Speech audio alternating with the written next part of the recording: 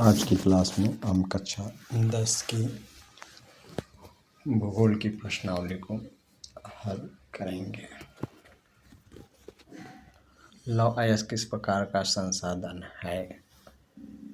अनरिकॉर्डीय योग्य। ज्वारीय ऊर्जा निम्नलिखित में से किस प्रकार का संसाधन है? पुनः पूर्ति योग्य। पंजाब में भूमि निम्नीकरण का निम्नलिखित में से मुख्य कारण क्या है? अधिक सिंचाई। निम्नलिखित में से किस प्रांत में सीढ़ीदार सोपानी खेती की जाती है?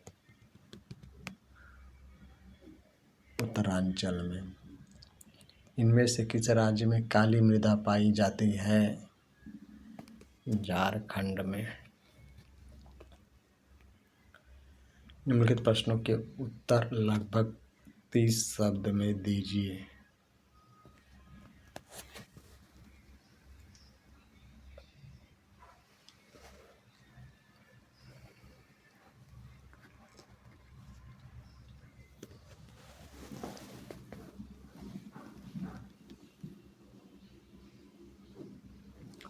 तीन राज्यों के नाम बताएं जहां काली मृदा पाई जाती है। इस पर मुख्य रूप से कौन सी फसल उगाई जाती है? उत्तर काली मृदा का रंग काला होता है। इन्हें रेंगूर मृदा भी कहते हैं। ये लावाजनक शैलों से बनती हैं। ये मृदाएं महाराष्ट्र, सौराष्ट्र, मालवा, मध्य प्रदेश और छत्तीसगढ़ के पठार पर पाई जाती हैं। काली मृदा कपास की खेती के लिए उचित समझी जाती है। इसे काली कपास मृदा के नाम से भी जाना जाता है। पूर्वी तट के नदी डेल्टाओं पर किस प्रकार की मृदा पाई जाती है? इस प्रकार की मृदा की तीन मुख्य विशेषताएं क्या हैं? पूर्वी तट के नदी डेल्टाओं पर जलोढ़ मृदा पाई जाती है। इस जलोढ़ मृदा की प्रमुख विशेषताएं निम्नलिखित हैं। यह मृदा हिमालय के तीन महत्वपूर्ण नदी तंत्रों सिंधु, गंगा और ब्रह्मपुत्र नदियों द्वारा लाए गए निक्षेपों से बनी है। जलोढ़ मृदा में रेत, सिल्ट और मृत्तिका के विभिन्न अनुपात पाए जाते हैं। जैसे जैसे हम नदी के मुहाने से घाटी में ऊपर की ओर जाते हैं, मृदा के कणों का आकार बढ़ता चला जाता है। जलोढ़ मृदा बहुत उपजाऊ होती है। अधिकतर जलोढ़ मृदाएं पोटाश, फास्फोरस और चूना युक्त होती हैं। इनको गन्ने, चावल, गेहूं और अन्य अनाजों और दलहन फसलों की खेती के लिए उपयुक्त बनाती हैं। अधिक उपजाऊपन के कारण जलोढ़ मृदा वाले क्षेत्रों में गहन कृषि की जाती है। पहाड़ी क्षेत्रों में मृदा अपरदन की रोकथाम के लिए क्या कदम उठाने चाहिए? उत्तर मृदा के कटाव और उसके बहाव की प्रक्रिया को मृदा अपरदन कहते हैं। विभिन्न मानवीय तथा प्राकृतिक कारणों से मृदा अपरदन होता रहता है। पहाड़ी क्षेत्रों में मृदा अपरदन की रोकथाम के लिए निम्नलिखित तरीके अपनाए जाने चाहिए। पर्वतीय ढालों पर समोच्च रेखाओं के समानांतर हल चलाने से ढाल के साथ जल बहाव की गति घटती है। इसे समोच्च जुताई कहा जाता है। पर्वतीय ढालों पर सीढ़ीदार खेत बनाकर अवनालिका अपरदन को रोका जा सकता है। पश्चिमी और मध्य हिमालय में सोपान अथवा सीढ़ीदार कृषि काफी विकसित है। पर्वतीय क्षेत्रों में पट्टी कृषि के द्वारा मृदा अपरदन को रोका जाता है।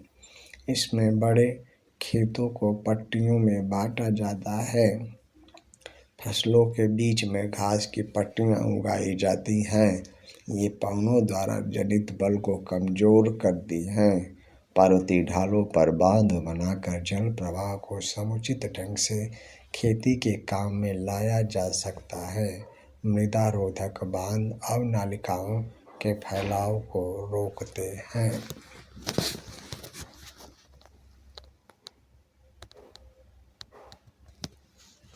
जैव और अजैव संसाधन क्या होते हैं? कुछ उदाहरण दें। जैव संसाधन वे संसाधन जिनकी प्राप्ति जीवमंडल से होती है और जिनमें जीवन व्याप्त होता है, जैव संसाधन कहलाते हैं। जैसे मनुष्य, वनस्पति जगत, प्राणी जगत, पशुधन तथा मत्स्य जीवन आदि। अजैव संसाधन वे सारे संसाधन जो निर्जीव वस्तुओं से बने हैं अजैव संसाधन कहलाते हैं, जैसे चट्टानें और धातुएं। निम्नलिखित प्रश्नों के उत्तर लगभग 120 शब्दों में दीजिए। भारत में भूमि उपयोग प्रारूप का वर्णन करें। वर्ष 1960 से 61 से वन के अंतर्गत क्षेत्र में महत्वपूर्ण वृद्धि नहीं हुई। इसका क्या कारण है? उत्तर: भारत में भूमि का उपयोग अलग अलग प्रकार के कार्यों में किया जाता है। कुल भूमि में 93% भोग के ही उपयोग के कारण उपलब्ध है। कुल प्राप्त भूमि में 46.6% भूमि शुद्ध बोए गए क्षेत्र के अंतर्गत आती है। 22.5% भूमि पर वन है। 13.8% भूमि बंजर और कृषि अयोग्य भूमि है। 7.7% भूमि परती भूमि है।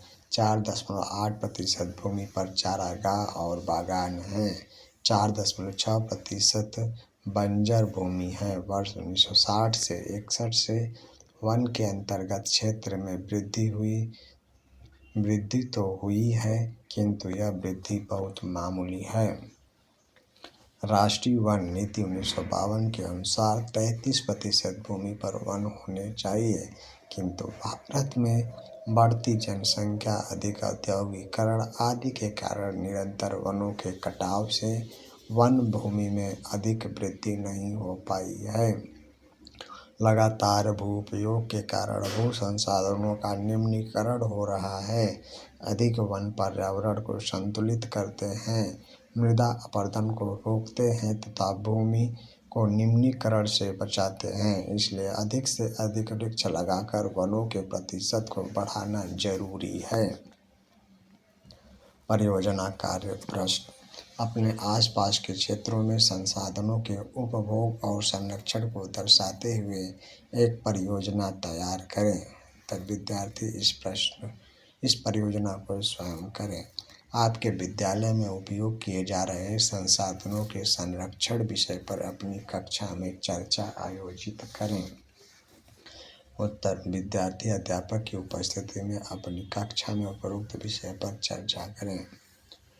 वर्ग पहेली को सुलझाएं। ऊर्ध्वाधर और क्षैतिज छिपे उत्तरों को ढूंढें। पहेली के उत्तर अंग्रेजी के शब्दों में पाठ्य पुस्तक पृष्ठ संख्या 14 देखें। उत्तर: भूमि, जल, वनस्पति और खनिज के रूप में प्राकृतिक संपदा रिसोर्सेज अनवीकरण योग्य संसाधन का एक प्रकार। मिनरल्स: उच्च नमी रखाव क्षमता वाली मृदा, ब्लैक सॉइल।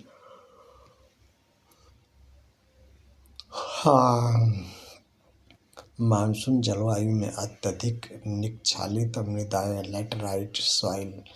मृदा अपरदन की रोकथाम के लिए बहुत स्तर पर पेड़ लगाना, अफॉरेस्टेशन। भारत के विशाल मैदान इन मृदाओं से बने हैं, एलुवियल सॉइल से। अब हम दूसरे अध्याय वन एवं वन्य जीव संसाधन को हल करेंगे। बहुविकल्पी प्रश्न: इनमें से कौन सी टिप्पणी प्राकृतिक वनस्पति जात और प्राणी जात के ह्रास का सही कारण नहीं है? पशु चारण और ईंधन लकड़ी एकत्रित करना।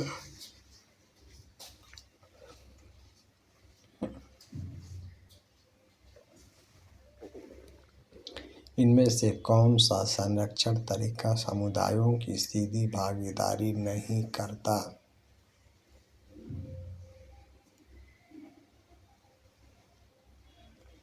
वन्य जीव पशु विहार का परिसीमन।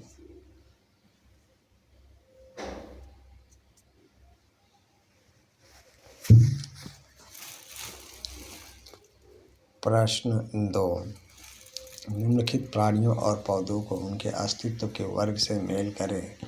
काला हिरण संकटग्रस्त, एशियाई हाथी सुवेद्य, अंडमान जंगली सूअर स्थानिक, हिमालयन भूरा भालू दुर्लभ, गुलाबी सिर वाली बत्तख लुप्त।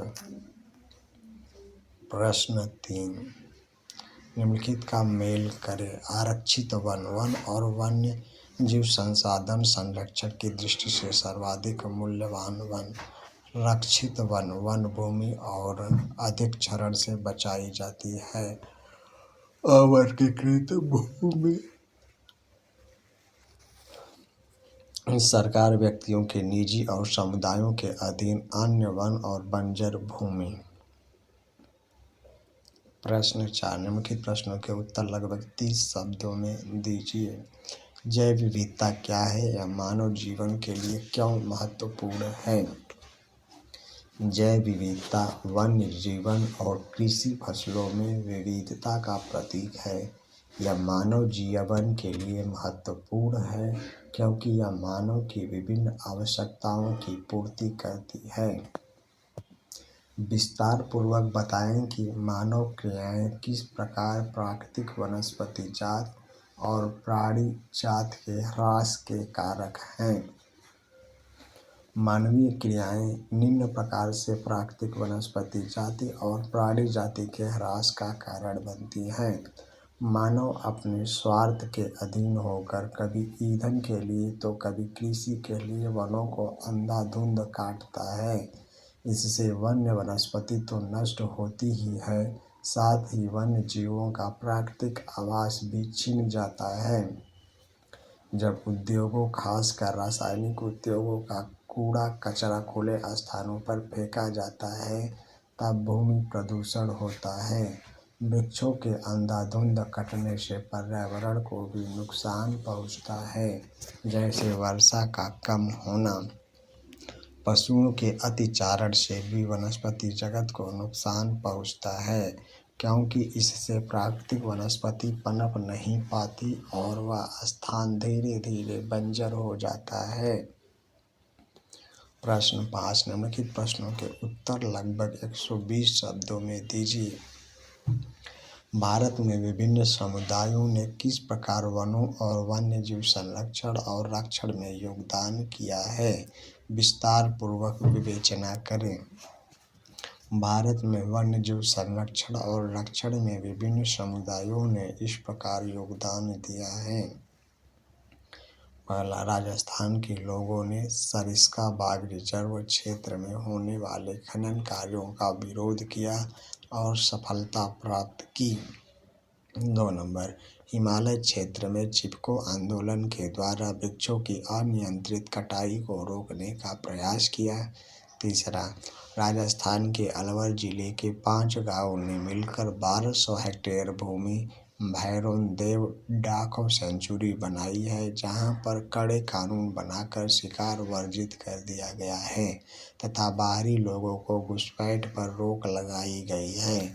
4, भारतीय धार्मिक मान्यताओं के अनुसार विभिन्न वृक्षों और पौधों को पवित्र मानकर पूजा जाता है, जैसे पीपल, वट। 5वां, भारतीय लोग विभिन्न पशुओं को पवित्र मानकर पूजते हैं क्योंकि वे इन्हें विभिन्न देवी देवताओं के साथ जोड़ते हैं, जैसे नाग को शिव के साथ, मोर को कृष्ण के साथ, लंगूर व बंदर को हनुमान जी के साथ। भारत के विभिन्न आदिवासी और जनजाति क्षेत्रों में वनों को देवी देवताओं को समर्पित करके उन्हें पूजा जाता है। राजस्थान में इस तरह के क्षेत्रों को बड़ी कहा जाता है। वन और वन्य जीव संरक्षण में सहयोगी रीति रिवाजों पर एक निबंध लिखिए। भारत में वन और वन्य जीव संरक्षण में सहयोगी रीति रिवाज इस प्रकार हैं। पहला, भारत के जनजातीय लोग प्रकृति की पूजा सदियों से करते आ रहे हैं। उनके इन विश्वासों ने विभिन्न वनों को मूल एवं कौमय रूप से बचा कर रखा है, जिन्हें पवित्र पेड़ों के झुरमुट देवी देवताओं के वन कहते हैं। वनों के इन भागों में या तो वनों के ऐसे बड़े भागों में न तो स्थानीय लोग घुसते हैं तथा न ही किसी और को छेड़छाड़ करने देते। कुछ समाज कुछ विशेष पेड़ों की पूजा करते हैं और आदिकाल से उनका संरक्षण करते आ रहे हैं। छोटा नागपुर क्षेत्र में मुंडा और संथाल जनजातियां महुआ और कदम के पेड़ों की पूजा करते हैं। उड़ीसा और बिहार की जनजातियां शादी के समय इमली और आम के पेड़ों की पूजा करते हैं। कई लोग पीपल और वट की पूजा करते हैं। चौथा, भारतीय समाज में अनेकों संस्कृतियां हैं और प्रत्येक संस्कृति में प्रकृति और इसकी कृतियों को संरक्षित करने के अपने पारंपरिक तरीके हैं। भारतीय झरनों, पहाड़ी चोटियों, पेड़ों और पशुओं को पवित्र मानकर उनका संरक्षण करते हैं, जैसे वे मंदिरों या अन्य स्थलों पर बंदरों को खिलाते हैं। पांचवा, राजस्थान के बिश्नोई गांवों के आसपास काले हिरन, चिंकारा, नीलगाय और मोरों के झुंड देखे जाते हैं, जो कि इनके समाज के अभिन्न अंग हैं और इन्हें कोई नुकसान नहीं पहुंचा सकता। अब हम तीसरे अध्याय जल संसाधन की प्रश्नावली को हल करेंगे। बहुविकल्पी प्रश्न।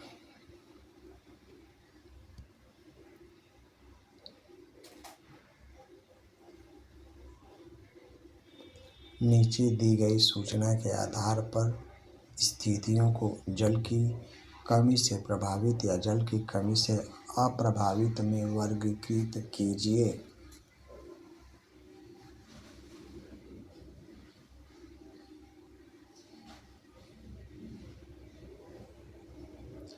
अधिक वर्षा वाले क्षेत्र, अधिक वर्षा और अधिक जनसंख्या वाले क्षेत्र, अधिक वर्षा वाले परंतु अत्यधिक प्रदूषित जल क्षेत्र, कम वर्षा और कम जनसंख्या वाले क्षेत्र।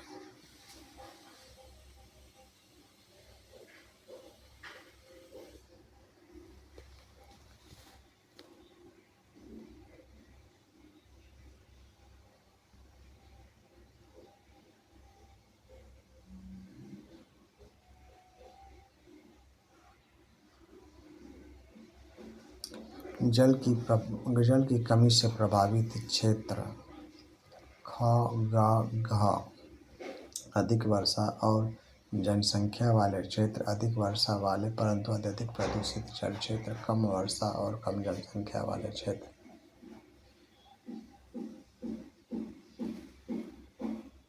जल की कमी से अप्रभावित क्षेत्र क, अधिक वार्षिक वर्षा वाले क्षेत्र। निम्नलिखित में से कौन सा वक्तव्य बहुउद्देशीय नदी परियोजनाओं के पक्ष में दिया गया तर्क नहीं है?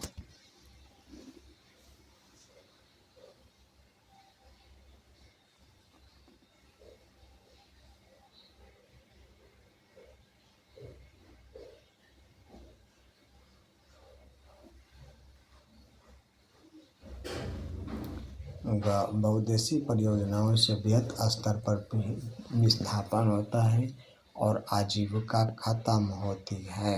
यह सही नहीं है।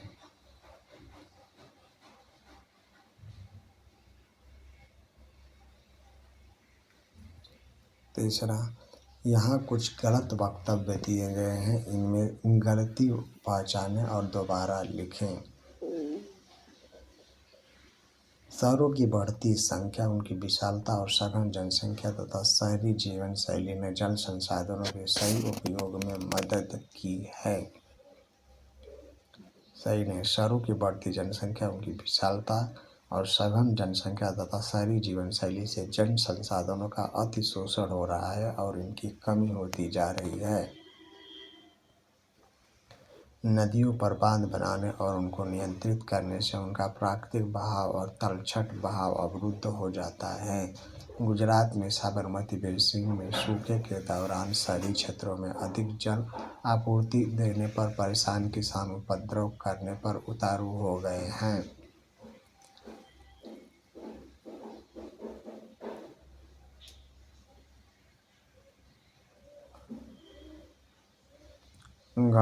आज राजस्थान में इंदिरा गांधी नहर से उपलब्ध पेयजल के कारण छत वर्षा जल संग्रहण की रीति कम होती जा रही है। प्रश्न 2, निम्नलिखित प्रश्नों के उत्तर लगभग 30 शब्दों में दीजिए। व्याख्या करें कि जल किस प्रकार नवीकरण योग्य संसाधन है। उत्तर, जल एक नवीकरण योग्य संसाधन है क्योंकि जल एक बार प्रयोग करने पर समाप्त नहीं होता। हम इसका बार बार प्रयोग कर सकते हैं, अर्थात इसकी पुनः पूर्ति संभव है। जैसे जल का प्रयोग यदि उद्योगों में या घरेलू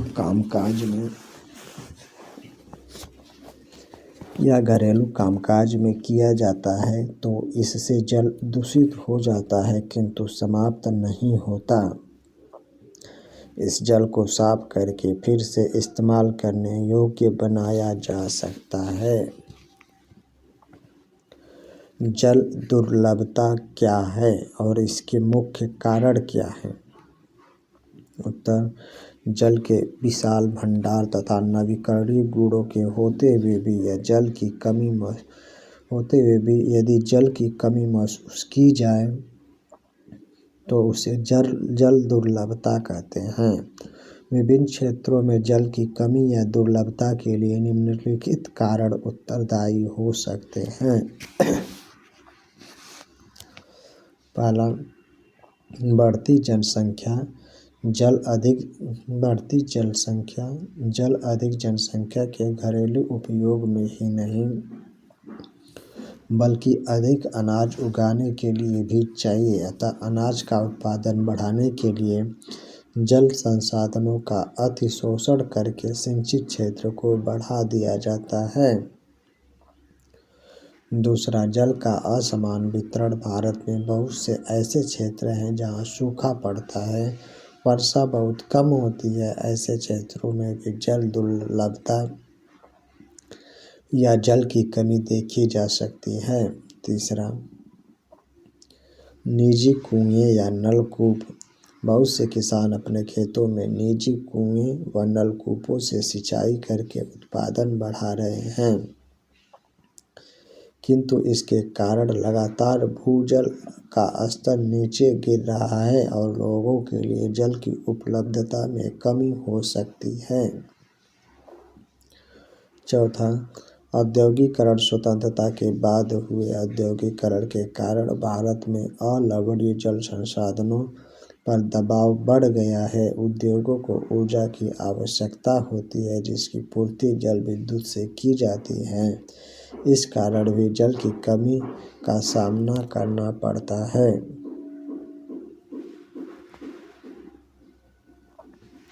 बहुउद्देशीय परियोजनाओं से होने वाले लाभ और हानियों की तुलना करें। उत्तर, नदियों पर बांध बनाकर एक साथ कई उद्देश्यों को पूरा किया जाता है, जैसे बाढ़ नियंत्रण, सिंचाई, विद्युत उत्पादन तथा मत्स्य पालन। ऐसी योजनाओं को बहुउद्देशीय योजनाएं कहा जाता है। इस परियोजना से कुछ लाभ होते हैं तो कुछ हानियां भी होती हैं। लाभ। नदियों पर बांध बनाकर केवल सिंचाई ही नहीं की जाती अपितु इनका उद्देश्य विद्युत उत्पादन, घरेलू और औद्योगिक उत्पादन, जल आपूर्ति, बाढ़ नियंत्रण, मनोरंजन, आंतरिक नौचालन और मछली पालन भी है। इसलिए बांधों को बहुउद्देशीय परियोजनाएं भी कहा जाता है। यहाँ एकत्रित जल के अनेक उपयोग समन्वित होते हैं। हानियाँ। नदियों पर बांध बनाने और उनका बहाव नियंत्रित करने से उनका प्राकृतिक बहाव अवरुद्ध हो जाता है, जिसके कारण तलछट बहाव कम हो जाता है।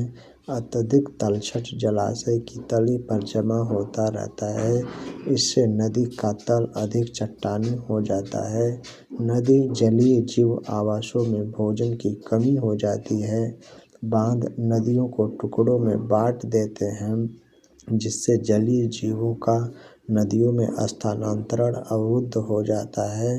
बाढ़ के मैदान में बने जलाशयों से वहां मौजूद वनस्पति और मिट्टियां जल में डूब जाती हैं। इन परियोजनाओं के कारण स्थानीय लोगों को अपनी जमीन, आजीविका और संसाधनों से लगाव व नियंत्रण आदि को कुर्बान करना पड़ता है। प्रश्न 3। निम्नलिखित प्रश्नों के उत्तर लगभग 120 शब्दों में दीजिए। राजस्थान के अर्ध शुष्क क्षेत्रों में वर्षा जल संग्रहण किस प्रकार किया जाता है? व्याख्या कीजिए।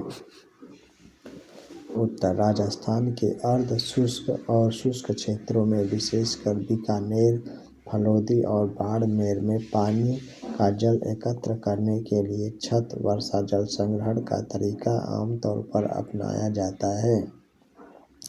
इस तकनीक में हर घर में पीने का पानी संग्रहित करने के लिए भूमिगत टैंक अथवा टांका हुआ करते हैं। इनका आकार एक बड़े कमरे जितना हो सकता है। इसे मुख्य घर या आंगन में बनाया जाता है।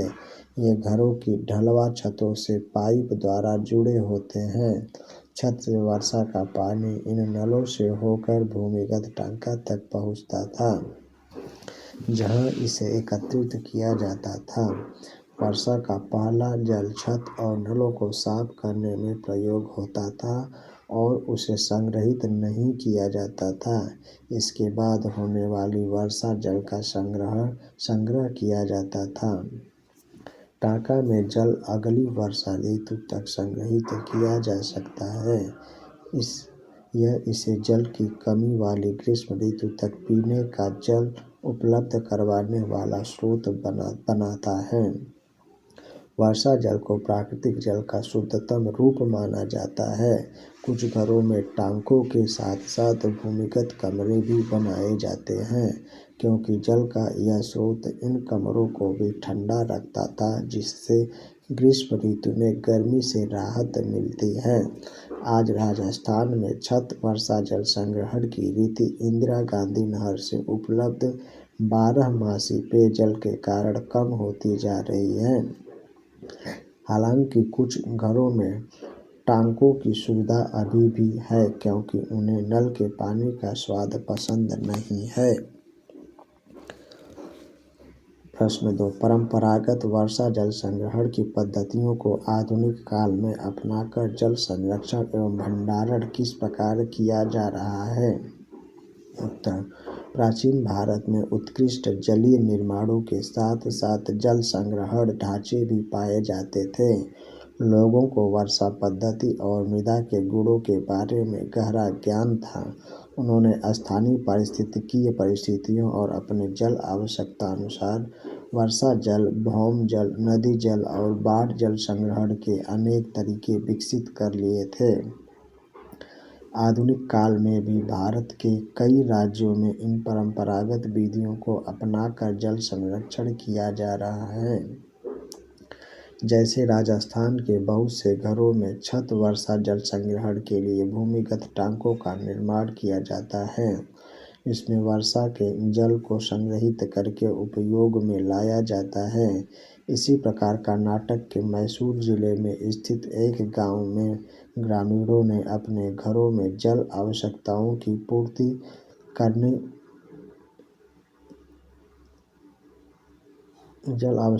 की पूर्ति छत वर्षा जल संग्रहण की व्यवस्था से की हुई है। मेघालय में नदियों व झरनों के जल को बांस द्वारा बने पाइप द्वारा एकत्रित करने की 200 वर्ष पुरानी विधि प्रचलित है। शुष्क और अर्ध शुष्क क्षेत्रों में खेतों में वर्षा जल एकत्रित करने के लिए गड्ढे बनाए जाते थे ताकि मृदा को सिंचित किया जा सके। राजस्थान के जैसलमेर जिले में खदीन और अन्य क्षेत्रों में जोहड़ इसके उदाहरण हैं।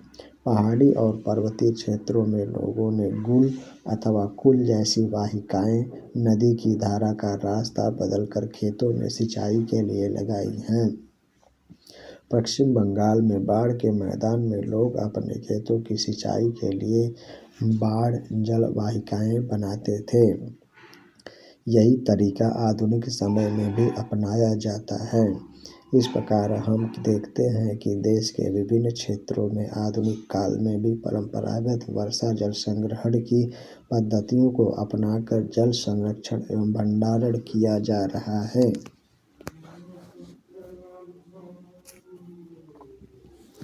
अब हम कृषि से संबंधित प्रश्नावली को हल करेंगे। कृषि बहुविकल्पी प्रश्न। निम्नलिखित में से कौन सा उस कृषि प्रणाली को दर्शाता है जिसमें एक ही फसल लंबे चौड़े क्षेत्र में उगाई जाती है? स्थानांतरी कृषि। इनमें से कौन सी रबी फसल है? चना। इसमें से कौन सी एक फलीदार फसल है? दालें। सरकार निम्नलिखित में से कौन सी घोषणा फसलों को सहायता देने के लिए करती है? न्यूनतम सहायता मूल्य।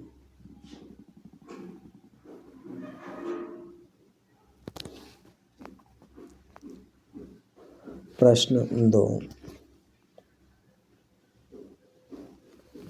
निम्नलिखित प्रश्नों के उत्तर लगभग 30 शब्दों में दीजिए।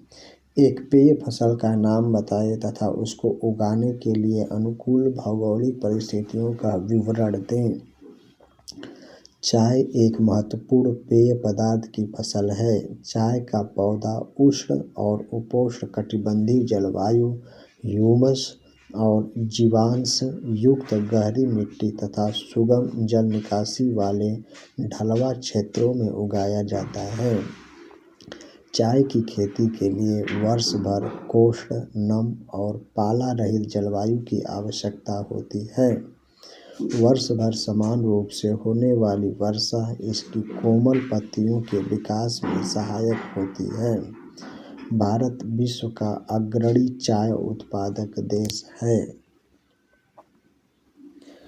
भारत की एक खाद्य फसल का नाम बताएं और जहां यह पैदा की जाती है उन क्षेत्रों का विवरण दें। गेहूं भारत की एक प्रमुख खाद्य फसल है। यह देश के गेहूं भारत की एक प्रमुख खाद्य फसल है। यह देश के और उत्तर पश्चिमी भागों में पैदा की जाती है। देश में गेहूं उगाने वाले दो मुख्य क्षेत्र हैं। उत्तर पश्चिम में गंगा सतलुज का मैदान और दक्कन का काली मिट्टी वाला प्रदेश। पंजाब, हरियाणा, उत्तर प्रदेश, बिहार, राजस्थान और मध्य प्रदेश के कुछ भाग गेहूं पैदा करने वाले प्रमुख राज्य हैं। सरकार द्वारा किसानों के हित में किए गए संस्थागत सुधार कार्यक्रमों की सूची बनाएं। सरकार द्वारा किसानों के हित में किए गए संस्थागत सुधार कार्यक्रम निम्नलिखित हैं। पहला, जोतों की चकबंदी। दूसरा, जमींदारी प्रथा की समाप्ति। तीसरा, अधिक उपज देने वाले बीजों के द्वारा हरित क्रांति। चौथा, पशुओं की नस्ल में सुधार कर दुग्ध उत्पादन में श्वेत क्रांति। पांचवा, बाढ़, चक्रवात, आग तथा बीमारी के लिए फसल बीमा के प्रावधान। छठा, किसानों को कम दर पर ऋण दिलाने के लिए ग्रामीण बैंकों, सहकारी समितियों और बैंकों की स्थापना की गई। सातवां, किसानों के लाभ के लिए किसान क्रेडिट कार्ड और व्यक्तिगत दुर्घटना बीमा योजना शुरू की गई। आठवां, आकाशवाणी और दूरदर्शन पर विशेष किसान कार्यक्रम प्रसारित किए गए। नौवां, किसानों को दलालों के शोषण से बचाने के लिए न्यूनतम सहायता मूल्य की घोषणा सरकार करती है। 10वां, कुछ महत्वपूर्ण फसलों के लाभदायक खरीद मूल्यों की घोषणा भी सरकार करती है।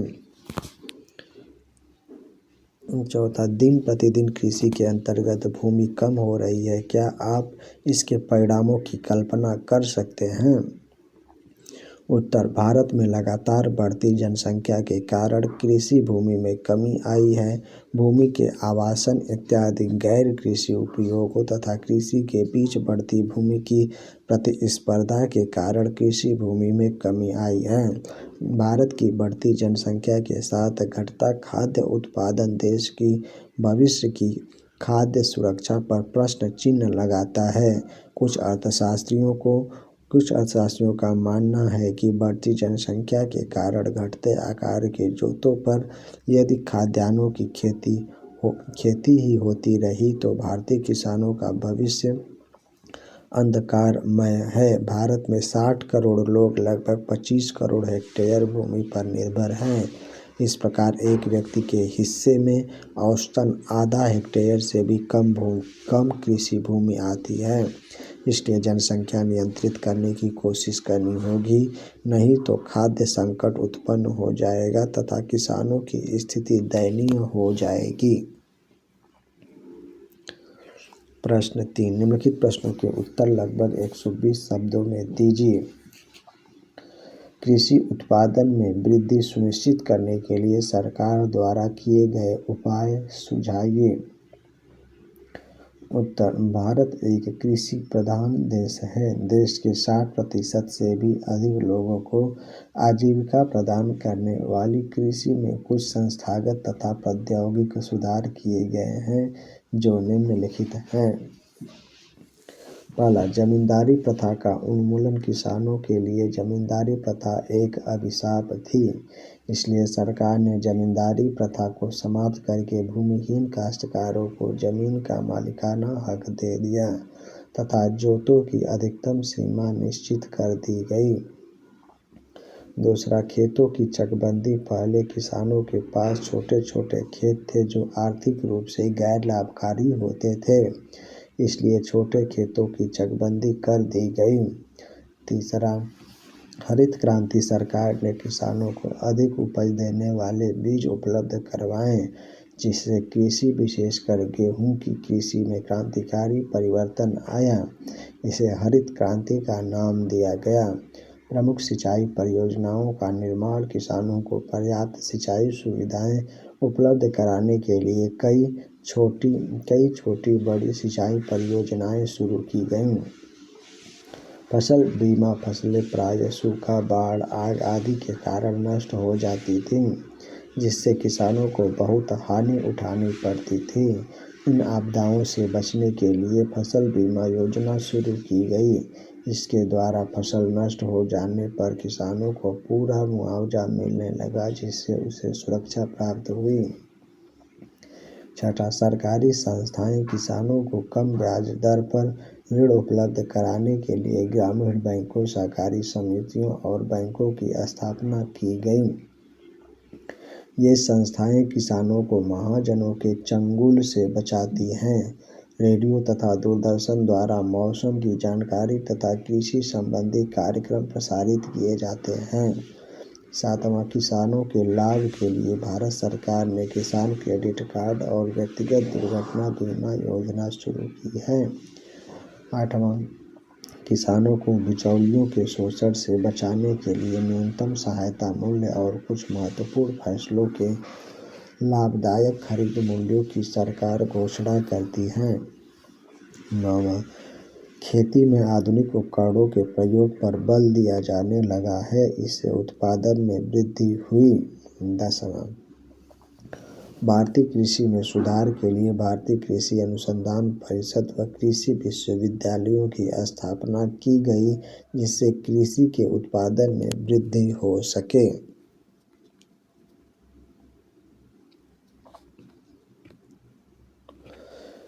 भारतीय कृषि पर वैश्वीकरण के प्रभाव पर टिप्पणी लिखें। वैश्वीकरण से हमारा तात्पर्य है विश्व के अनेक देशों का आर्थिक, राजनीतिक, सामाजिक एवं सांस्कृतिक क्षेत्र में एक दूसरे से निकट आ जाना।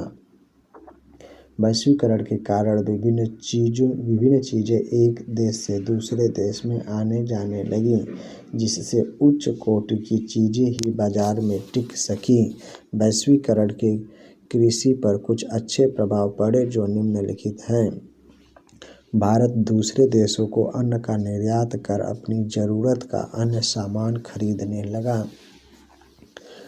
दूसरा, विभिन्न फसलों की मांग बढ़ने से भारत में इन चीज़ों का अधिक उत्पादन होने लगा। तीसरा, अंतर्राष्ट्रीय बाजार में टिकने के लिए भारतीय किसानों ने अपने उत्पादन का गुणवत्ता व स्तर बढ़ाने की कोशिश की। चौथा, वैश्वीकरण के कारण अधिक उत्पादित होने वाली चीज़ों को दूसरे देशों को बेचकर अच्छे दाम प्राप्त किए जा सकते हैं। पाँचवां, कृषि वैज्ञानिकों के सहयोग से बहुत से देशों में नई नई चीज़ों की पैदावार होने लगी जो पहले संभव नहीं था। वैश्वीकरण के कृषि पर कुछ बुरे प्रभाव भी पड़े जो निम्नलिखित हैं। पहला, विश्व के धनी देशों ने विभिन्न विकासशील देशों में अपना सस्ता अनाज और अन्य कृषि से प्राप्त वस्तुएं बड़ी मात्रा में भरनी शुरू कर दी, जिससे विकासशील देशों के किसान उनका मुकाबला न कर सके तथा कृषि का काम छोड़ने पर मजबूर हो गए। दूसरा, विश्व के धनी देश निर्धन देशों से सस्ती दरों पर अनाज खरीदने की कोशिश करते हैं। तीसरा, कृषि के वैश्वीकरण के कारण छोटे किसानों को कृषि कार्य को छोड़ना पड़ा क्योंकि वे अंतर्राष्ट्रीय प्रतिस्पर्धा में टिक नहीं पाए। चौथा, कृषि के वैश्वीकरण ने व्यापारिक कृषि को बढ़ावा दिया। किसानों ने वही वस्तु पैदा की जिसकी बाजार में मांग थी, न कि जनता की आवश्यकता पूरी करने वाली चीज़ों का उत्पादन किया। पाँचवां, कृषि के वैश्वीकरण के कारण ही भारत को लंबे समय तक ब्रिटेन का उपनिवेश बनकर कृषि पर अतिरिक्त बोझ को वहन करना पड़ा।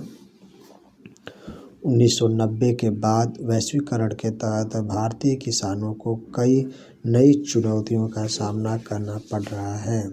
चावल, कपास, रबड़, चाय, कॉफ़ी, जूट, मसालों का मुख्य उत्पादक होने के बावजूद भारतीय कृषि विश्व के विकसित देशों से स्पर्धा करने में असमर्थ है, क्योंकि उन देशों में कृषि को अत्यधिक सब्सिडी दी जाती है। यदि भारतीय कृषि को सक्षम बनाना है तो छोटे किसानों की स्थिति सुधारनी होगी।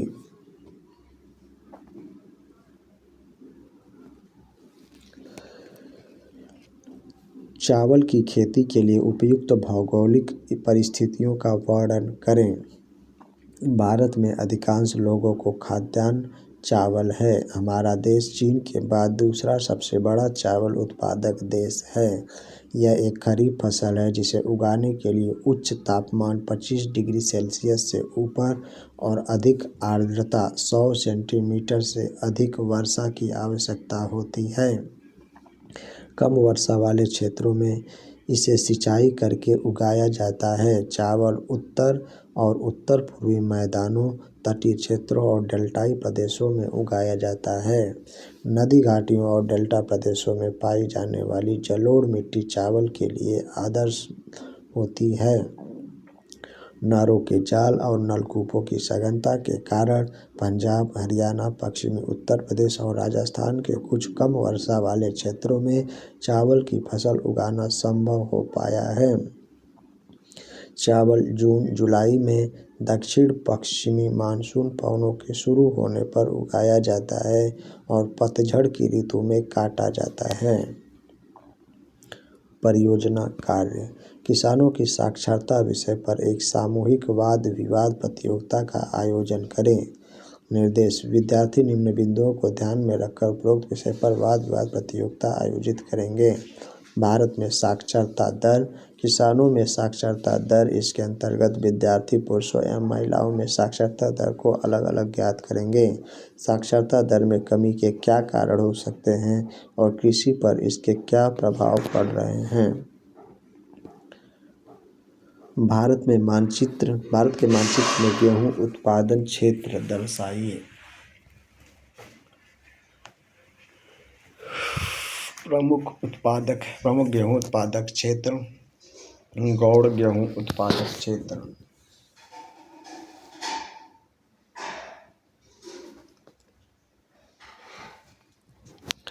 क्रियाकलाप ऊपर नीचे और बाएं दाएं बाएं चलते हुए वर्ग पहेली को सुलझाएं और छिपे उत्तर ढूंढें। नोट पहेली के उत्तर अंग्रेजी के शब्दों में पाठ्यपुस्तक की संख्या 52 देखें। भारत की 2 खाद्य फसलें राइस व्हीट। यह भारत की ग्रीष्म फसल ऋतु है। जायद अरहर मूंग चना उड़द जैसी दालों से मिलता है प्रोटीन। यह एक मोटा अनाज है माइज। भारत की 2 महत्वपूर्ण पेय फसल है टी कॉफी। काली मिट्टी पर उगाई जाने वाली 4 रेशेदार फसलों में से एक है कॉटन। अब हम 5वें अध्याय खनिज तथा ऊर्जा संसाधन की प्रश्नावली को हल करेंगे। निम्नलिखित में से कौन सा खनिज अपक्षयित पदार्थ के अवशिष्ट भार को त्यागता हुआ चट्टानों के अपघटन से बनता है? बॉक्साइट। झारखंड में स्थित कोडरमा निम्नलिखित में से किस खनिज का अग्रणी उत्पादक है? अभ्रक। निम्नलिखित चट्टानों में से किस चट्टान के स्तरों में खनिजों का निक्षेपण और संचयन होता है? तलछटी चट्टानों का। मोनाजाइट रेत में निम्नलिखित में से कौन सा खनिज पाया जाता है? थोरियम।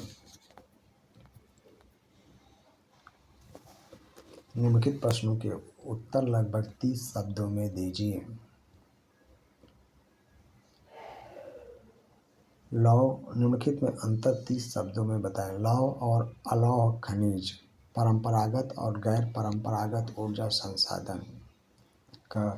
लौह और अलौह वे खनिज जिनमें लोहे का अंश अधिक होता है लौह खनिज कहलाते हैं, जैसे लौह अयस्क, मैग्नीज, निकल व कोबाल्ट आदि।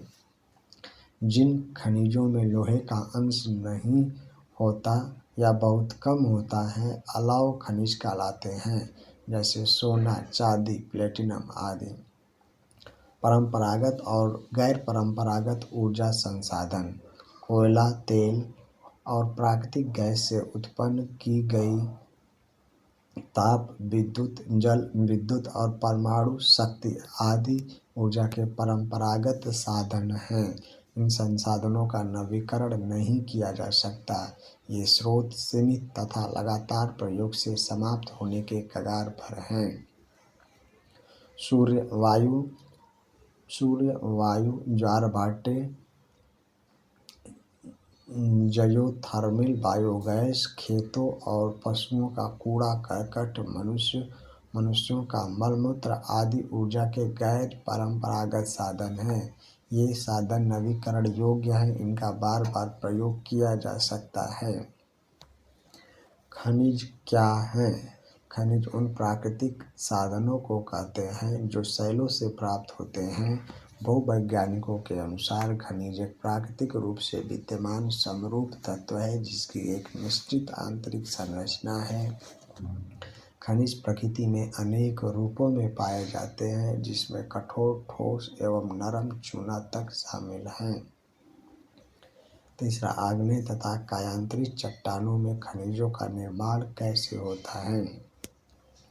आग्नेय तथा कायांतरित चट्टानों में खनिज दरारों, जोड़ों, भ्रंशों व विवरों में मिलते हैं।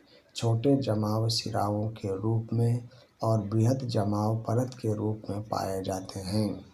इनका निर्माण भी अधिकतर उस समय होता है जब ये तरल अथवा गैसीय अवस्था में दरारों के सहारे भूपृष्ठ की ओर धकेले जाते हैं।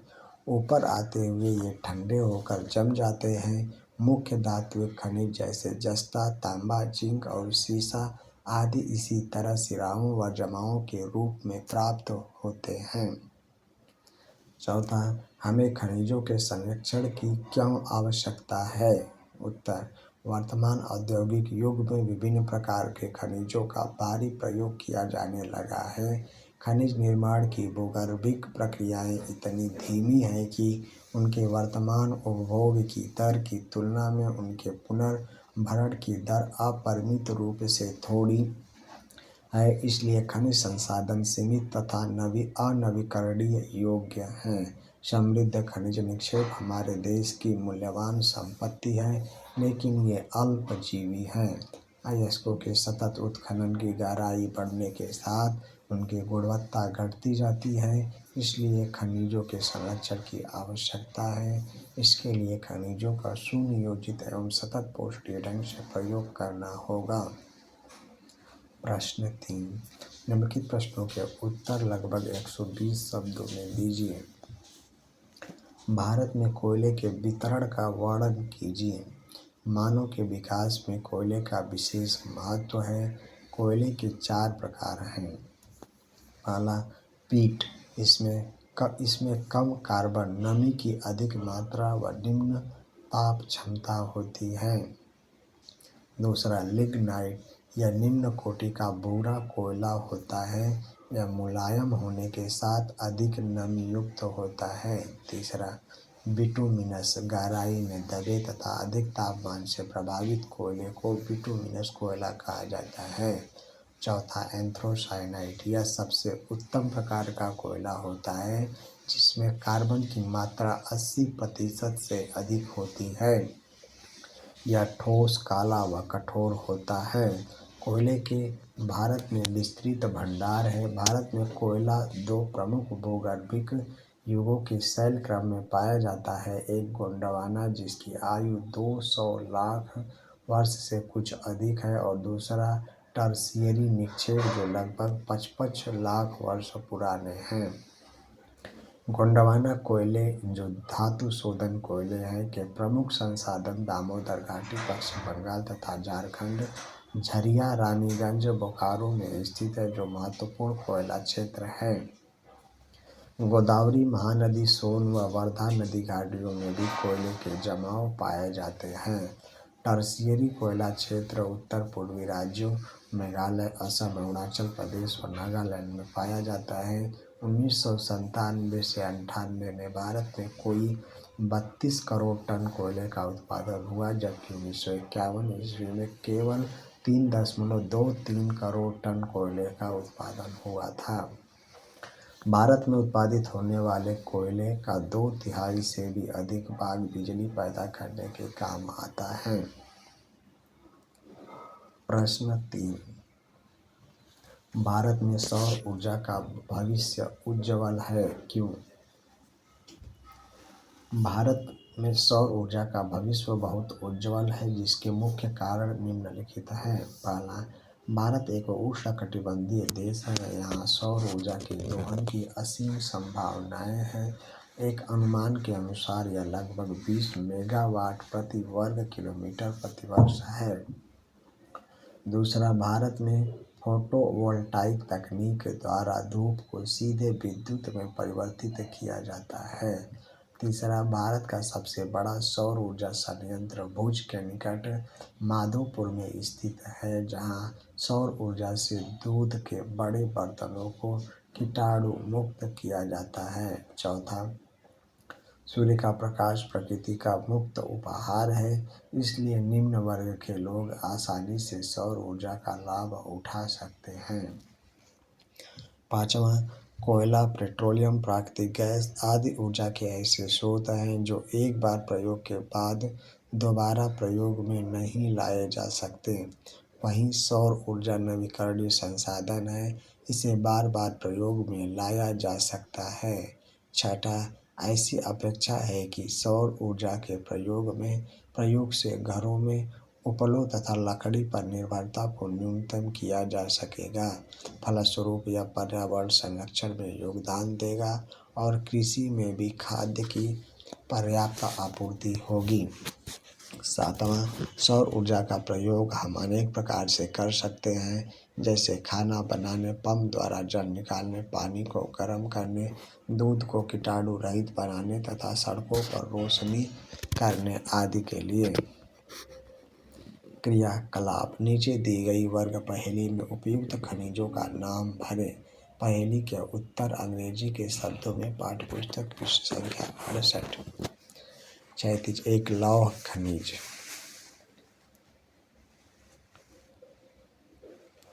दूसरा सीमेंट उद्योग में प्रयुक्त कच्चा माल। तीसरा चुंबकीय गुणों वाला सर्वश्रेष्ठ लोहा। चौथा उत्कृष्ट कोटि का कठोर कोयला। आयु। पाँचवा इस अयस्क से एल्युमिनियम प्राप्त किया जाता है। छठा इस खनिज के लिए खेतरी खदानें प्रसिद्ध हैं। सातवां वाष्पीकरण से निर्मित ऊर्ध्वाधर। पहला प्लेसर निक्षेपों से प्राप्त होता है। दूसरा बोलाडीला में खनन किया जाने वाला लौह अयस्क। तीसरा विद्युत उद्योग में अपरिहार्य। चौथा उत्तरी पूर्वी भारत में मिलने वाले कोयले की भूगर्भिक सिराओं तथा सिरा निक्षेपों में निर्मित। उत्तर क्षैतिज। एक लौह खनिज मैग्नीज। सीमेंट उद्योग में प्रयुक्त कच्चा माल लाइमस्टोन। चुंबकीय गुणों द्वारा सर्वश्रेष्ठ लोहा मैग्नेटाइट। उत्कृष्ट कोटि का कठोर कोयला। आयु एंथ्रासाइनाइट। इस अयस्क से एल्युमिनियम प्राप्त किया जाता है। बॉक्साइट। इस खनिज के लिए खेतरी प्रसिद्ध है। तांबा। वाष्पीकरण से निर्मित जिप्सम। ऊर्ध्वाधर। प्लेसर निक्षेपों से प्राप्त होता है। चट्टान। बोलाडीला में खनन किया जाने वाला लौह अयस्क हेमेटाइट। विद्युत उद्योग में अपरिहार्य कोयला। उत्तरी पूर्वी भारत में मिलने वाले कोयले की भूगर्भिक टर्शियरी सिराओं तथा सिरा निक्षेपों में निर्मित टीन। अब हम विनिर्माण उद्योग की प्रश्नावली को हल करेंगे। निम्न में से कौन सा उद्योग चूना पत्थर को कच्चे माल के रूप में प्रयुक्त करता है? सीमेंट। निम्न में से कौन सी एजेंसी सार्वजनिक क्षेत्र में स्टील को बाजार में उपलब्ध कराती है? सेल। निम्न में से कौन सा उद्योग बॉक्साइट को कच्चे माल के रूप में प्रयोग करता है? एल्युमिनियम। निम्न में से कौन सा उद्योग दूरभाष कंप्यूटर आदि संयंत्र निर्मित करते हैं? सूचना प्रौद्योगिकी।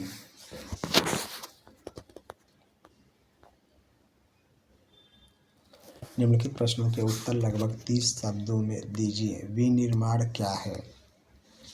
कच्चे पदार्थ को मूल्यवान उत्पाद में परिवर्तित कर अधिक मात्रा में वस्तुओं के उत्पादन को वस्तु निर्माण या विनिर्माण कहते हैं। जैसे लकड़ी से कागज बनाना, गन्ने से चीनी बनाना तथा लौह अयस्क से लोहा इस्पात संयंत्र लगाना आदि।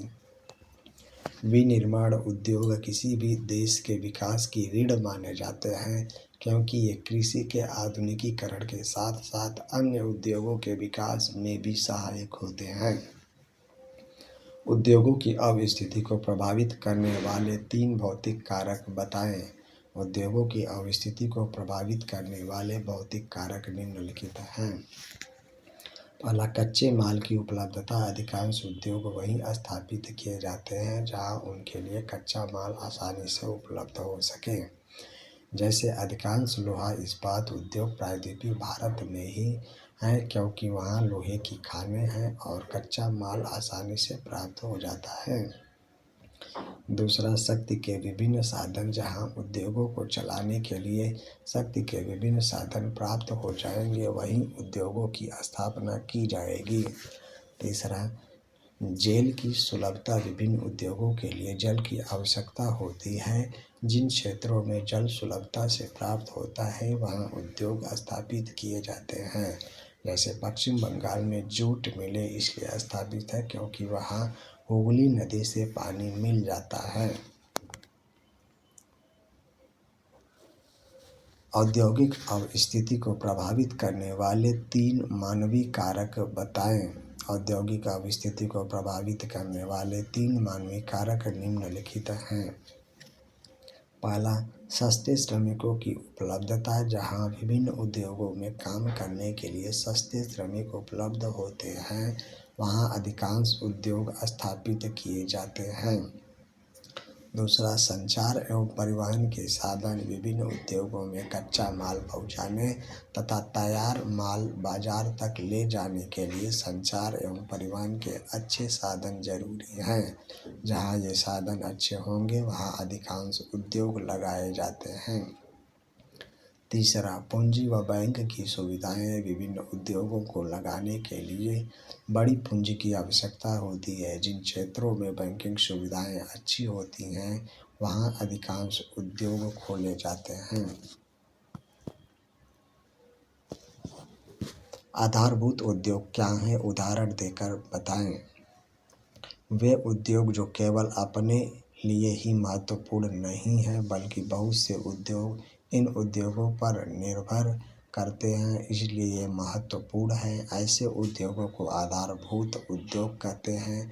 जैसे लोही इस्पात उद्योग एक आधारभूत उद्योग है, क्योंकि अन्य सभी भारी, हल्के और मध्यम उद्योग इनसे बनी मशीनरी पर निर्भर है। विभिन्न प्रकार के इंजीनियरिंग सामान, निर्माण सामग्री, रक्षा, चिकित्सा, टेलीफोन, वैश्विक उपकरण, वैज्ञानिक उपकरण और विभिन्न प्रकार की उपभोक्ता वस्तुओं के निर्माण के लिए इस्पात की आवश्यकता होती है। प्रश्न 3, निम्नलिखित प्रश्नों के उत्तर लगभग 120 शब्दों में दीजिए। संकलित इस्पात उद्योग मिनी इस्पात उद्योग से कैसे भिन्न है? इस उद्योग की क्या समस्याएं हैं? किन सुधारों के अंतर्गत इसकी उत्पादन क्षमता बढ़ी है? लोहा तथा इस्पात उद्योग एक आधारभूत उद्योग है। ये दो प्रकार के होते हैं, संकलित उद्योग तथा मिनी इस्पात उद्योग। भारत में 10 मुख्य संकलित उद्योग तथा बहुत से छोटे इस्पात संयंत्र हैं। एक संकलित इस्पात संयंत्र बड़ा संयंत्र होता है जिसमें कच्चे माल को एक स्थान पर एकत्रित करने से लेकर इस्पात बनाने, उसे ढालने और उसे आकार देने तक की प्रत्येक क्रिया की जाती है। मिनी इस्पात उद्योग छोटे संयंत्र हैं जिनमें विद्युत भट्ठी, रद्दी इस्पात व स्पंज आयरन का प्रयोग होता है। इनमें री रोलर्स होते हैं जिनमें इस्पात सिल्लियों का इस्तेमाल किया जाता है। यह हल्के स्टील या निर्धारित अनुपात के मृदु व मिश्रित इस्पात का उत्पादन करते हैं।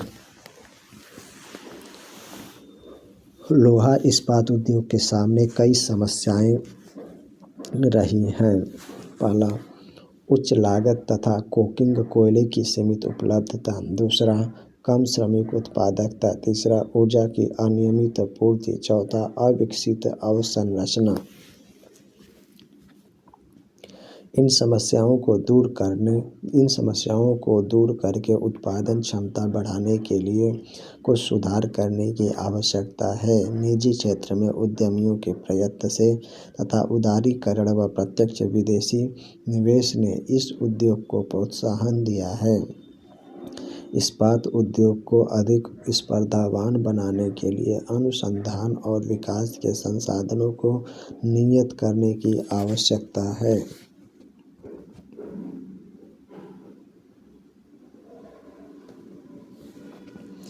उद्योग पर्यावरण को कैसे प्रदूषित करते हैं? उत्तर, यद्यपि उद्योगों की भारतीय अर्थव्यवस्था की वृद्धि व विकास में महत्वपूर्ण भूमिका है, उद्योगों ने बहुत से लोगों को काम दिया है और राष्ट्रीय आय में वृद्धि की है, तथापि इनके द्वारा बढ़ते भूमि, वायु, जल तथा पर्यावरण प्रदूषण को भी नकारा नहीं जा सकता। उद्योग 4 प्रकार के प्रदूषण के लिए उत्तरदायी हैं: वायु, जल, भूमि, ध्वनि। वायु प्रदूषण, अधिक अनुपात में अनचाही गैसों की उपस्थिति जैसे सल्फर डाइऑक्साइड तथा कार्बन मोनोऑक्साइड वायु प्रदूषण के कारण हैं। रसायन व कागज उद्योग, ईंटों के भट्ठ, तेल शोधनशालाएं, प्रगलन उद्योग, जीवाश्म ईंधन दहन तथा छोटे बड़े कारखाने प्रदूषण के नियमों का उल्लंघन करते हुए धुआं निष्कासित करते हैं। इसका बहुत भयानक तथा दूरगामी प्रभाव हो सकता है। वायु प्रदूषण मानव स्वास्थ्य, पशुओं, पौधों, इमारतों तथा पूरे पर्यावरण पर दुष्प्रभाव डालते हैं। जल प्रदूषण उद्योगों द्वारा कार्बनिक तथा अकार्बनिक अपशिष्ट पदार्थों को नदी में छोड़ने से जल प्रदूषण फैलता है। जल प्रदूषण के मुख्य कारक कागज, लुगदी, रसायन, वस्त्र तथा रंगाई उद्योग, तेल शोधनशालाएं, चमड़ा उद्योग हैं जो रंग, अपमारक अम्ल, लवण तथा भारी धातुएं जैसे सीसा, पारा, उर्वरक, कार्बन तथा रबर सहित कृत्रिम रसायन जल में वाहित करते हैं। इसकी वजह से पानी किसी काम योग्य नहीं रहता तथा उसमें पनपने वाले जीव भी खतरे में पड़ जाते हैं।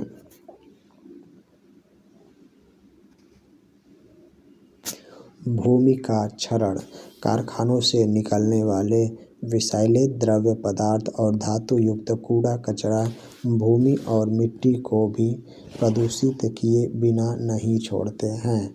जब ऐसा विषैला पानी किसी भी स्थान पर बहुत समय तक खड़ा रहता है तो वह भूमि के क्षरण का एक बड़ा कारण सिद्ध होता है। ध्वनि प्रदूषण औद्योगिक तथा निर्माण कार्य कारखानों के उपकरण, जनरेटर, लकड़ी चीरने के कारखाने, गैस यांत्रिकी तथा विद्युत ड्रिल ध्वनि प्रदूषण को फैलाते हैं। ध्वनि प्रदूषण से श्रवण असक्षमता, हृदय गति, रक्तचाप आदि बीमारियां फैलती हैं। औद्योगिक बस्तियों का पर्यावरण पर प्रभाव औद्योगिक क्रांति के कारण गंदी औद्योगिक बस्तियों का निर्माण हो जाता है, जिससे सारा इलाका एक गंदी बस्ती में बदल जाता है। चारों तरफ प्रदूषण फैल जाता है और कई प्रकार की महामारियां फैल जाती हैं।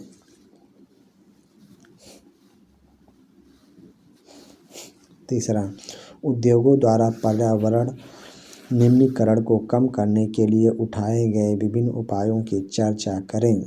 उत्तर, उद्योगों द्वारा पर्यावरण निम्नीकरण को कम करने के लिए निम्नलिखित उपाय अपनाए गए हैं। पहला, नदियों व तालाबों में गर्म जल तथा अपशिष्ट पदार्थों को प्रवाहित करने से पहले उनका शोधन करना चाहिए, जिससे जल प्रदूषित न हो। दूसरा, कोयले, लकड़ी या खनिज तेल से पैदा की गई बिजली जो हवा को प्रदूषित करती है, के स्थान पर जल द्वारा पैदा की गई बिजली का प्रयोग करना चाहिए।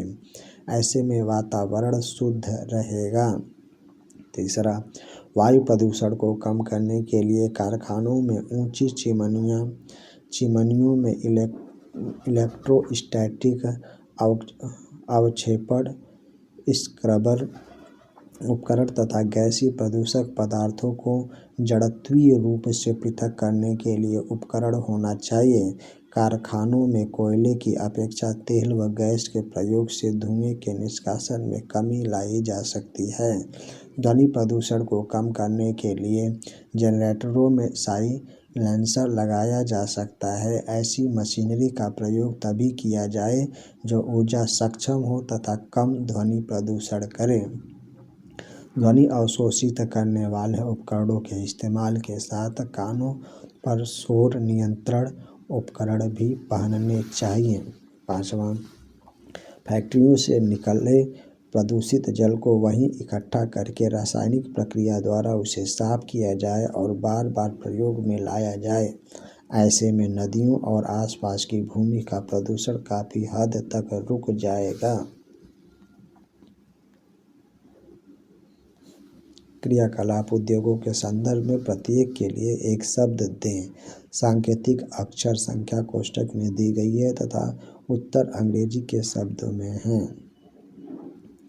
मशीनरी चलाने में प्रयुक्त कारखानों में काम करने वाले व्यक्ति, उत्पादक को जहाँ बेचा जाता है वह व्यक्ति जो सामान बेचता है, वस्तु उत्पादन, निर्माण या उत्पादन, भूमि, जल तथा वायु अवनयन PWM/RPMP। मशीनरी चलाने में प्रयुक्त पावर, कारखानों में काम करने वाले व्यक्ति वर्कर, उत्पादक को जहाँ बेचा जाता है रिटेलर, उत्पादों को जहाँ बेचा जाता है मार्केट, वह व्यक्ति जो सामान बेचता है रिटेलर, वस्तु उत्पादन प्रोडक्ट, निर्माण या उत्पादन मैन्युफैक्चर, भूमि जल तथा अवनयन पॉल्यूशन प्रोजेक्ट कार्य। अपने क्षेत्र के एक कृषि आधारित तथा एक खनिज आधारित उद्योग को चुनें। ये कच्चे माल के रूप में क्या प्रयोग करते हैं? विनिर्माण प्रक्रिया में अन्य निवेश क्या हैं जिनसे परिवहन लागत बढ़ती है?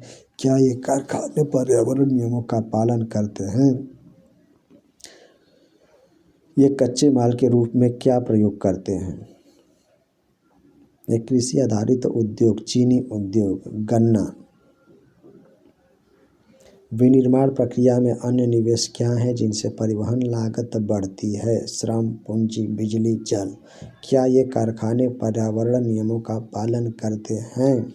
कुछ हद तक ये कारखाने पर्यावरण नियमों का पालन करते हैं।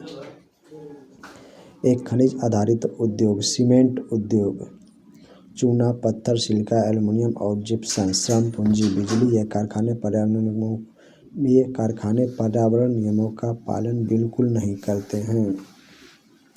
क्रियाकलाप निम्न वर्ग पहेली में क्षैतिज अथवा ऊर्ध्वाधर अक्षरों को जोड़ते हुए निम्न प्रश्नों के उत्तर दें। पहला, agro based.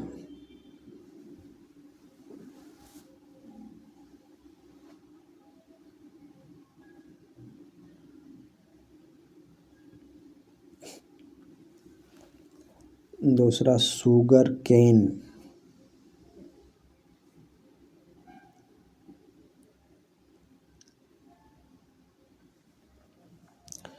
Jute.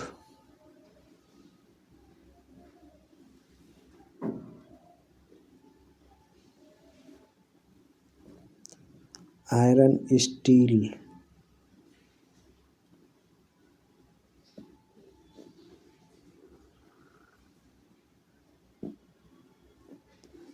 Bhilai.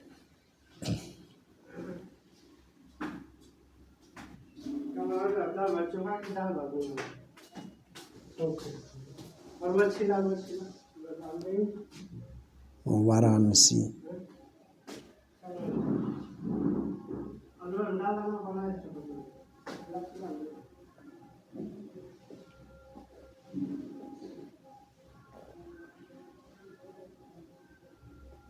Varanasi.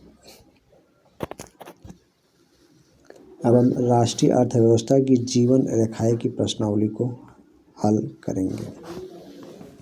निम्न में से कौन से दो दूरस्थ स्थित स्थान पूर्वी पश्चिमी गलियारों से जुड़े हैं? सिलचर तथा पोरबंदर। निम्नलिखित में से परिवहन का कौन सा साधन वाहनांतरण हानियों तथा देरी को घटाता है? रेल परिवहन। निम्न में से कौन सा राज्य हजीरा विजयपुर जगदीशपुर पाइपलाइन से नहीं जुड़ा है? पारादीप। चेन्नई तूतीकोरिन विशाखापट्टनम जुड़ा है, पारादीप नहीं जुड़ा है। निम्न में से कौन सा परिवहन साधन भारत में प्रमुख साधन है? रेल परिवहन।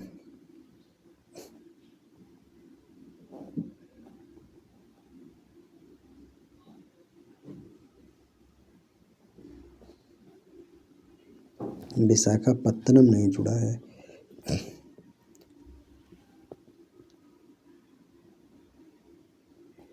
निम्न में से कौन सा राज्य हजीरा विजयपुर जगदीशपुर पाइपलाइन से नहीं जुड़ा है? महाराष्ट्र। मध्य प्रदेश, गुजरात, उत्तर प्रदेश जुड़े, महाराष्ट्र नहीं जुड़ा है। इनमें से कौन सा पत्तन पूर्वी तट पर स्थित है जो अंतःस्थलीय तथा अधिकतम गहराई का पत्तन है तथा पूर्ण सुरक्षित है? विशाखापत्तनम।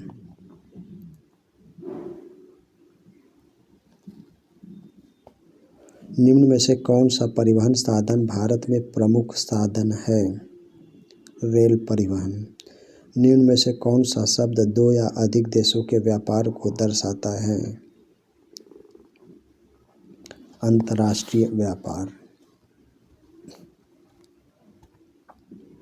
निम्नलिखित प्रश्नों के उत्तर लगभग 30 शब्दों में दीजिए। सड़क परिवहन के 3 गुण बताएं। उत्तर, भारत विश्व के सर्वाधिक सड़क जाल वाले देशों में से एक है। सड़क परिवहन के कुछ प्रमुख गुण निम्नलिखित हैं।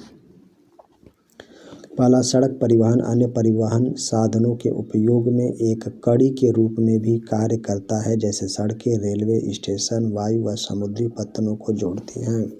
दूसरा, सड़कों की निर्माण लागत कम होती है तथा यह ऊबड़ खाबड़ भूभागों पर भी बनाई जा सकती हैं। तीसरा, यह घर घर सेवाएं उपलब्ध करवाता है तथा सामान चढ़ाने व उतारने की लागत भी अपेक्षाकृत कम है। रेल परिवहन कहाँ पर अत्यधिक सुविधाजनक परिवहन साधन है तथा क्यों? भारत में रेल परिवहन वस्तुओं तथा यात्रियों के परिवहन का प्रमुख साधन है। रेल परिवहन अनेक कार्यों में सहायक है, जैसे व्यापार, भ्रमण, तीर्थयात्राएं व लंबी दूरी तक सामान का परिवहन आदि। भारत के उत्तरी मैदानों में रेल परिवहन अत्यधिक सुविधाजनक परिवहन है, क्योंकि उत्तरी मैदान अपनी विस्तृत समतल भूमि, सघन जनसंख्या घनत्व संपन्न कृषि व प्रचुर संसाधनों के कारण रेल परिवहन के विकास व वृद्धि में सहायक रहा है। सीमांत सड़कों का महत्व बताएं। भारत के सीमांत क्षेत्र में सड़कों के निर्माण व देखरेख का कार्य सीमा सड़क संगठन करता है। यह उत्तर पूर्वी क्षेत्रों में सामरिक महत्व की सड़कों का विकास करता है। इन सड़कों का महत्व इस प्रकार है। पहला, ये सड़कें सीमावर्ती क्षेत्रों में रहने वाले लोगों, विशेषकर चौकियों की रखवाली करने वाले सैनिकों की प्रतिदिन की आवश्यकताओं को पूरा करने में बड़ी सहायक सिद्ध होती हैं। दूसरा, युद्ध के समय इन्हीं सड़कों से फौजियों को लड़ाई का सामान, खाद्य सामग्री तथा अन्य सहायता पहुंचाई जाती है। तीसरा, इन सड़कों से दुर्गम क्षेत्रों में आना जाना सरल हुआ है। चौथा, ये सड़कें इन क्षेत्रों के आर्थिक विकास में भी सहायक सिद्ध हुई हैं। चौथा, व्यापार से आप क्या समझते हैं? स्थानीय व अंतर्राष्ट्रीय व्यापार में अंतर स्पष्ट करें। राज्यों व देशों के बीच विभिन्न वस्तुओं का आदान प्रदान व्यापार कहलाता है। स्थानीय व अंतर्राष्ट्रीय व्यापार में अंतर निम्नलिखित है। अंतर्राष्ट्रीय व्यापार, दो देशों के मध्य विभिन्न वस्तुओं का आदान प्रदान अंतर्राष्ट्रीय व्यापार कहलाता है। यह समुद्री, हवाई व स्थलीय मार्गों द्वारा हो सकता है। किसी देश के अंतर्राष्ट्रीय व्यापार की प्रगति उसके आर्थिक विकास का सूचक है।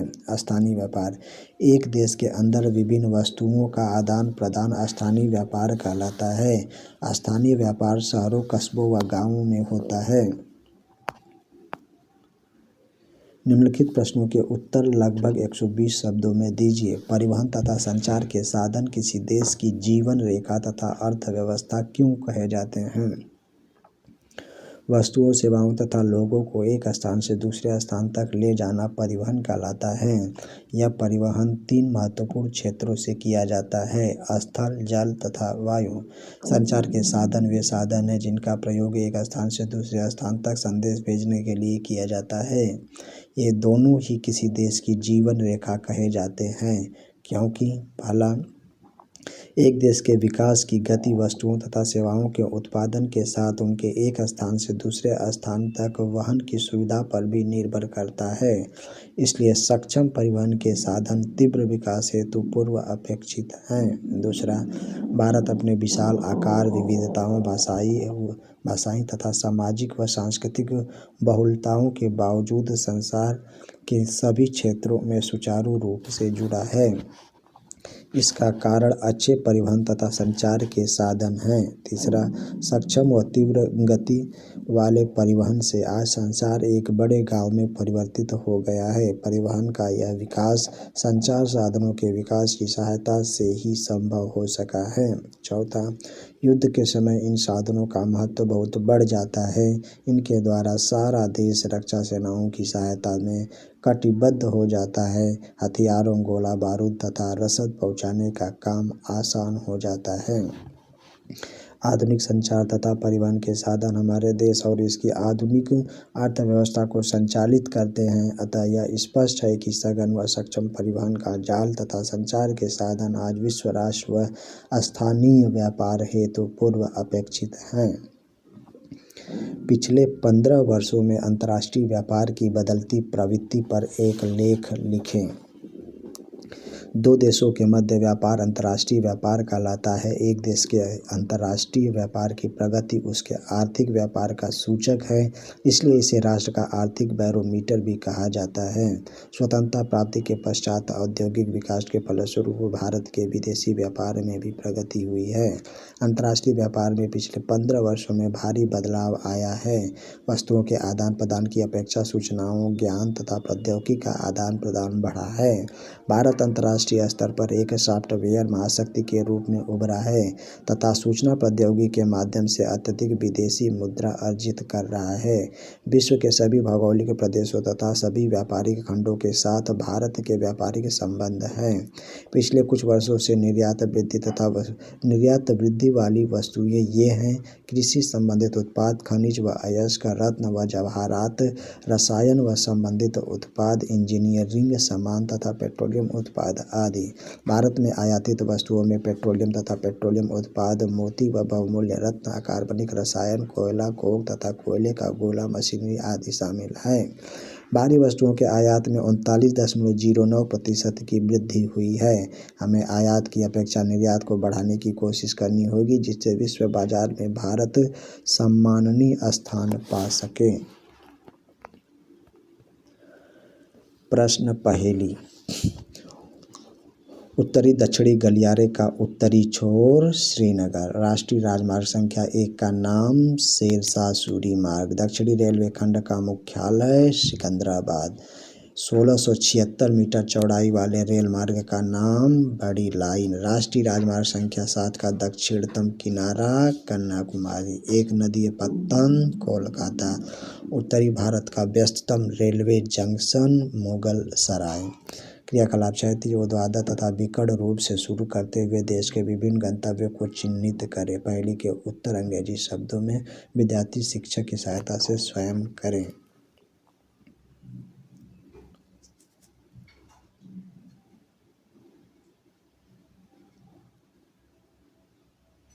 चेन्नई, कन्याकुमारी,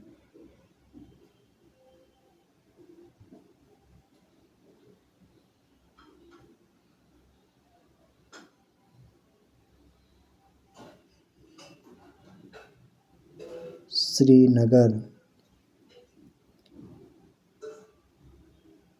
ब्रॉडगंज, मुगल सराय, कोलकाता,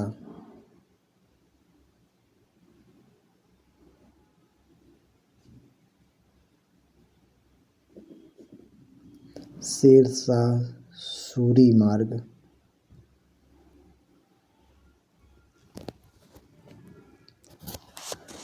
कक्षा 10 एनसीईआरटी के भूगोल की सभी प्रश्नावली समाप्त हुई। धन्यवाद।